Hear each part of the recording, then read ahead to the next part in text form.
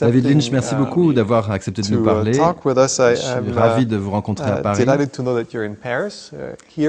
Nous sommes ici dans un atelier où vous faites des lithographies lorsque vous séjournez ici, c'est cela? Exactement. C'est une imprimerie qui existe depuis 150 ans, le studio ITEM.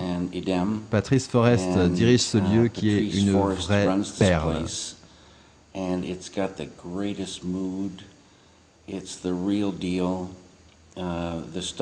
C'est génial. Les pierres lithographiques ici sont les mêmes pierres sur lesquelles Picasso, Matisse, Miro, tous les grands travaillaient. Donc l'endroit a une grande histoire et l'inspiration vient facilement. Vous êtes à Paris pour promouvoir un film. Un court-métrage que j'ai fait pour Dior. Il a été conçu pour Internet, il sera sur Internet en mai. Je suis ici pour faire un peu de relations publiques. Et vous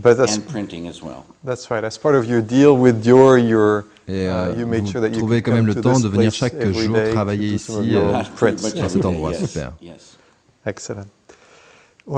Je suis très intrigué par le fait qu'il y a quelques années déjà, vous vous êtes beaucoup intéressé à la méditation, en plus de tout ce que vous faites, vos films, votre art. Pouvez-vous nous dire comment tout a commencé, ce qui s'est passé au début, comment ça a évolué?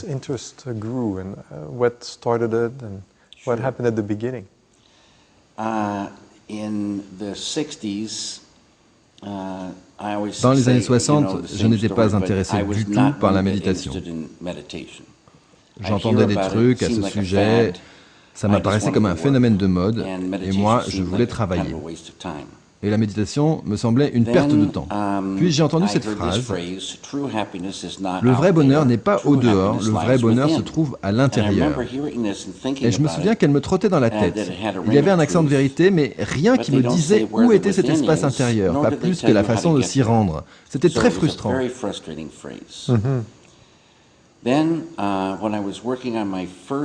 C'est pendant que je travaillais sur mon premier film que j'ai soudain pensé que la méditation était peut-être la voie qui conduisait à cet espace intérieur. J'ai commencé à me renseigner sur les différents types de méditation, à interroger les gens, à lire des choses. Je travaillais sur mon premier long métrage, Eraserhead.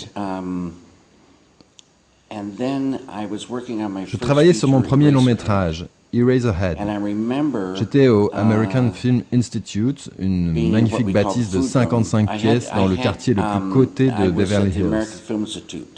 J'avais récupéré les anciennes étables, avec les étables, un grenier, des garages, des dépendances. Hayloft, stables, garages, maids' quarters. I had the whole thing.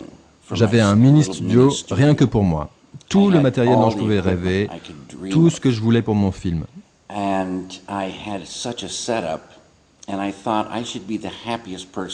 J'aurais dû me sentir le plus heureux des hommes, mais je ressentais que ce bonheur était superficiel. Il n'y avait rien à l'intérieur. C'était très étrange. Ça m'a poussé encore plus à rechercher un bonheur plus intérieur.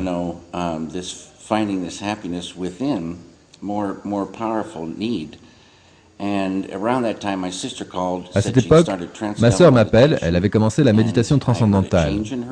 Et j'ai entendu un changement dans sa voix. Plus de bonheur, plus d'assurance.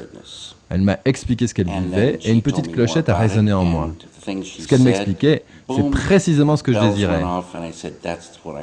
Et c'est ce que j'ai donc découvert en 1973. Et je médite 2 fois par jour depuis presque 37 ans maintenant. Donc peu de temps après que votre sœur vous a décrit sa propre expérience, sachant que vous étiez sur cette voie, j'étais en recherche. Vous aviez déjà une conviction que le bonheur résidait au-dedans, qu'il fallait le trouver. Vous recherchez le chemin et c'est l'expérience de votre sœur qui a produit le déclic. Cette façon particulière d'y arriver qui a été pour vous la méditation transcendantale. Pouvez-vous nous dire en quelques mots comment vous caractérisez la méditation transcendantale?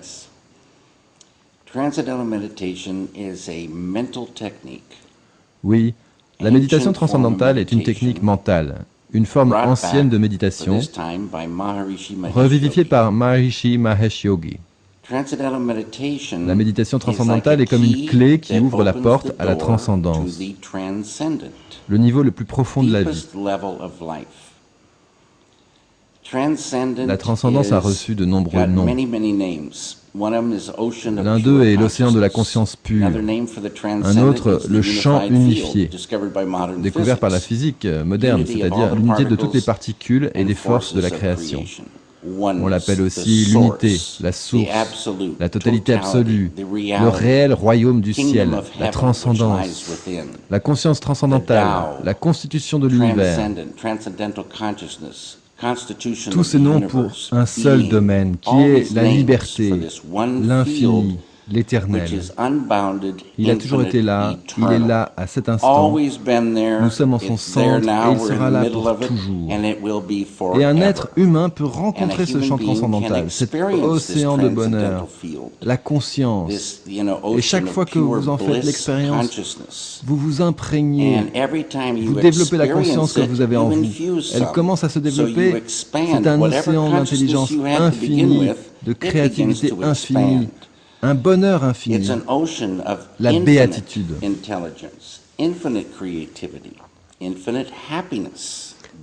the idea is to try to get there with a technique. Et l'idée est d'essayer d'y arriver avec une technique.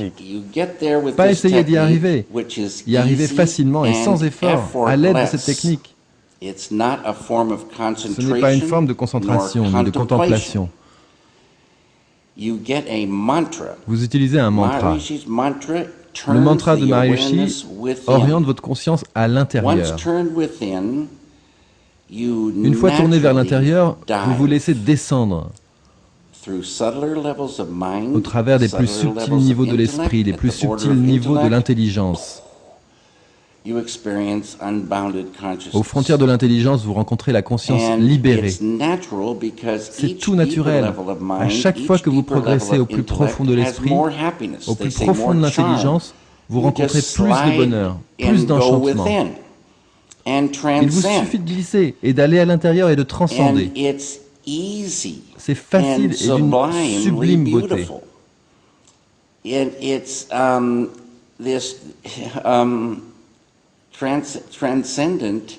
Cette transcendance, cette projection de bonheur est une béatitude.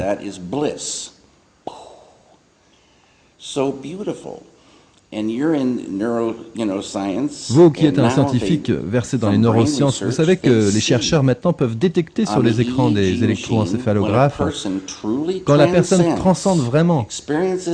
Lorsque la personne navigue dans cet océan de liberté, tout son cerveau est mobilisé. Les scientifiques appellent ça la pleine cohérence du cerveau. C'est la seule activité qui produit cela.